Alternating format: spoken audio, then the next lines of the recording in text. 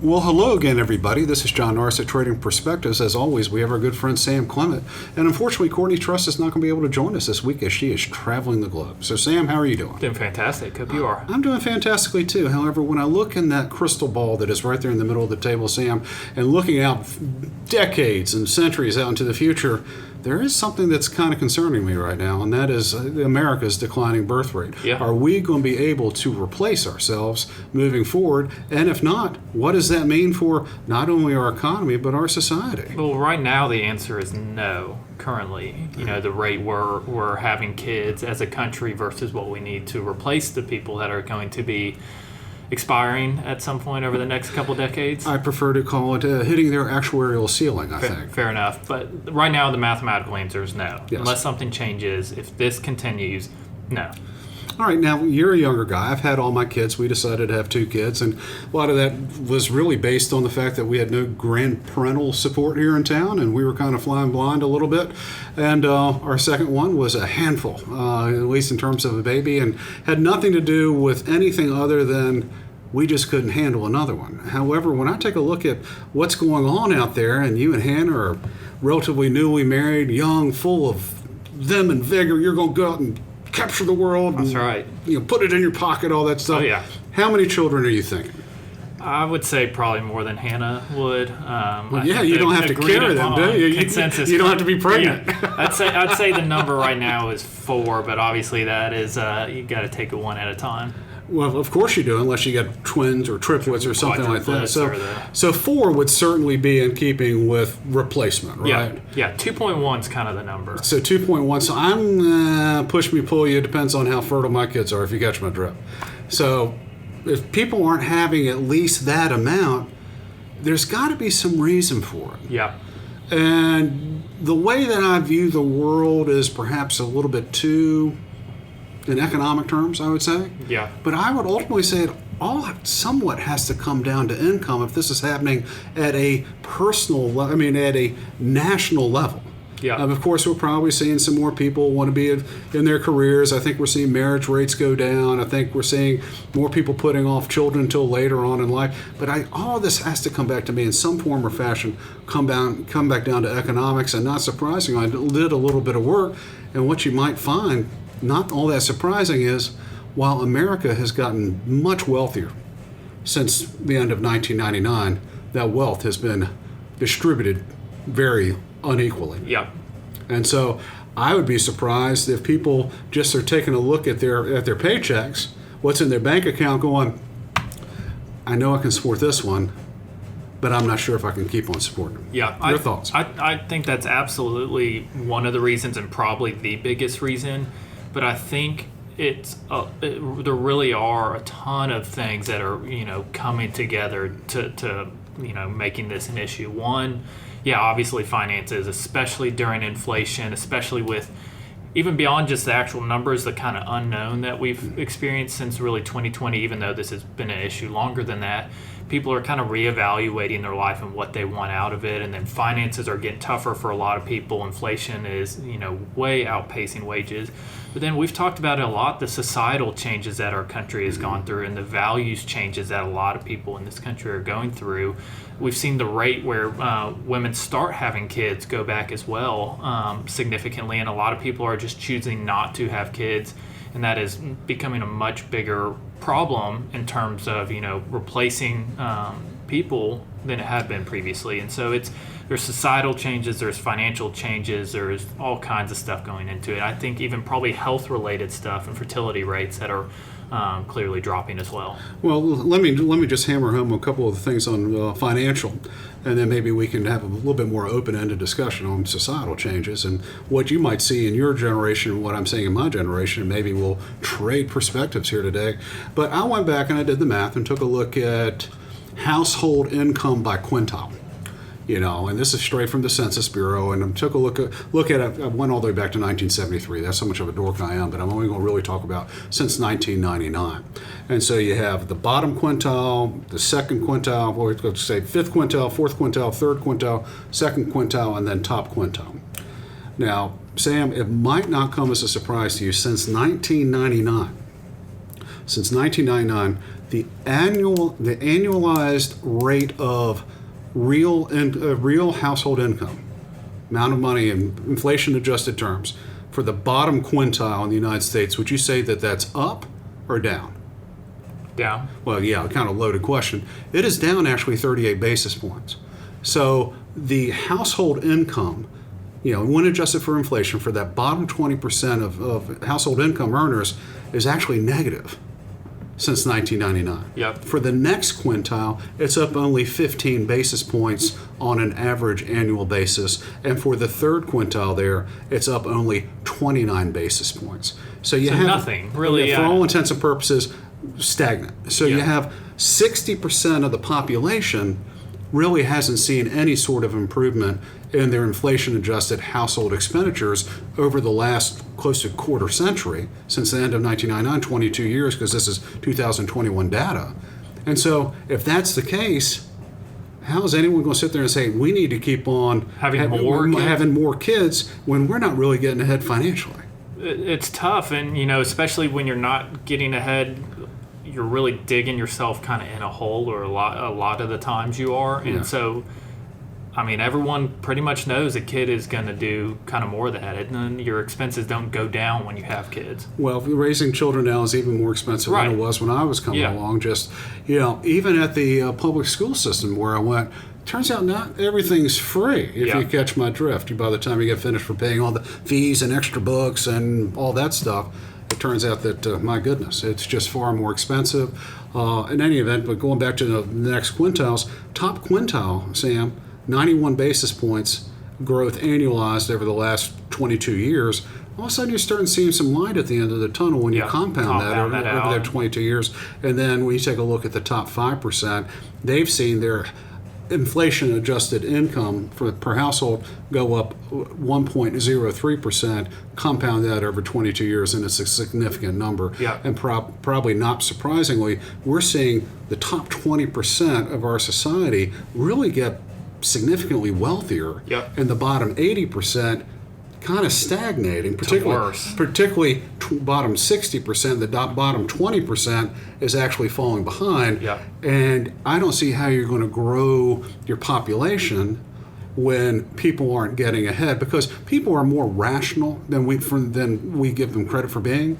And if they can't afford to feed their families, they're not going to keep on adding mouths to feed. Right, and that probably explains a lot of, we've seen even a shift back in when people are having kids. The areas that the age groups that are growing, the two biggest are 35 to 39 and 40 to 44. That's right.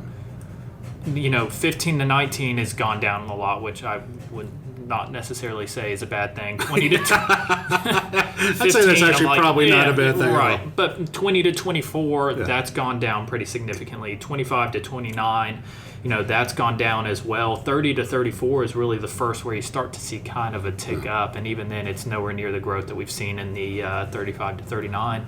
And again, it probably is overlapping the financial aspects of it. If these percentages of growth, 20 basis points, what have you, probably not a lot of growth, but maybe when you're in your mid-30s, your late 30s, you're at a point where you can financially think you can start having kids. And then the societal part on top of that, again, it goes back to people are staying single longer, people are getting married later, more people are not getting married, what have you. All these timelines that people or society kind of have for when you get married, when you have kids, those are all, just broadly speaking, getting pushed back significantly. Well, for me, I can say that I'm almost proof positive of that. Annie was born when I was 31, and John was born when I was 33. I was born when my mother was 28, and my sister was born when my mother was 23. So you kind of take a look at that. Obviously, Beth and I had children much later than my parents did, let alone her parents. I think they were actually even a little bit younger than my folks. So people of different generations just had children younger. And that kind of begs a question, is it just financial? And I would say that's a huge chunk of it. Also, a lot of it is societal and some of the changes in technology. And I would say the reason why people are having children later is because, well, they can. Yeah. People are using more birth control, abortion has been legalized and what have you, so unwanted pregnancies get terminated, and often is the case. So people can decide their own fertility much better than they could have when they, not so long ago. Yeah. Yep, and that added flexibility, the less of a desire to get married, the less financial ability to have kids, this all kind of just comes together, and I mean, it really does. It's kind of scary when you think about the consequences down the line of not being able to replace your population, whether it's, social programs that have to be funded essentially by population growth, whether it's a military we need to continue to fund or continue to have, warm bodies in, what have you. You kind of have to be growing as a population, especially with the problem we're in debt-wise. You kind of have to be growing pretty significantly. Without a doubt. And the thing is, with the growing populations generally tend to greater economic activity. Yeah. Just more mouths to feed and clothes to be put on backs and roofs to be put on people's heads, over heads. I said that very strangely. But I think you get the point.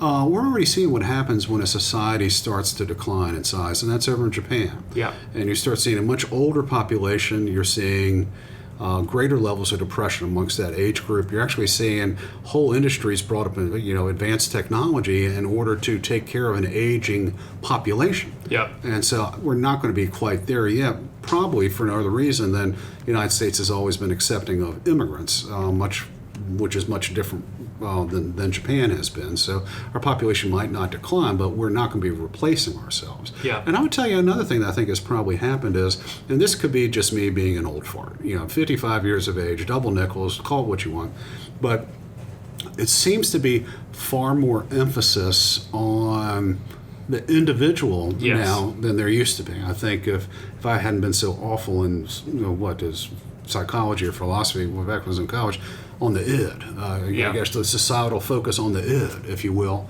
and that seems to be much more prevalent now than it used to be. I can't point to too many specific aha type deals, but it seems like, if I remember correctly, and perhaps rose-colored glasses and all that stuff, when I was a kid, we were more of a team pulling in the same direction, more of a team, and that's at least what was taught in my textbooks. More of that as opposed to what we see now. It's like, hey, you deserve a break today. Hey, you deserve this, and you deserve that, and why can't you have this? Yeah. And blah blah blah, and all this stuff. Just go borrow, and you can have this. And so we're focusing so much on self that hey, having a kid is a major. Yeah. It's a major it's crimp. Sacrifice. It's a major crimp of your personal space. Yeah. And, I think you're spot on. I think the saying, and it drives me nuts, that has become all too common, and some may disagree, but is the saying that all that matters is if you're happy. All that matters is your own personal happiness, and really, however you get there, that's okay. And I just fundamentally disagree with that being the only thing that matters. But nonetheless, the focus, you're completely right, the focus on oneself, and that's all that matters. Kids kind of are the complete opposite of that. It's sacrificing yourself for others, for things that can't take care of themselves on their own, without you sacrificing time, money, space, what have you. Everything you're doing is sacrificing for a kid. So is this going to be a long-term problem? Or do you think we'll see the pendulum swing back the other way? Will we get back into the United States with your generation? The Gen Z, that we haven't named anything after that, I guess it'd be Gen AA. Gen Z. Is anyone in your generation saying is enough, let's get back to what we perceive to be the old social values in the country? Well, I think there's a dichotomy with my generation, and I would say probably leans more towards the crowd that is not helping with the, repopulating our country. But we've talked a lot about the pendulum swinging back in different areas, and I think we're maybe seeing that a little bit, but I'm not confident I can say it's going to fully swing back the other way to where, having kids in a big family is as glorified as it maybe had been in the past. Well, the thing is, for someone your age, the thought process or the thought of having 4 kids is in some ways daunting, because unless you haven't heard anything about the cost of college tuition, and you haven't had kids yet, you're probably already planning for it.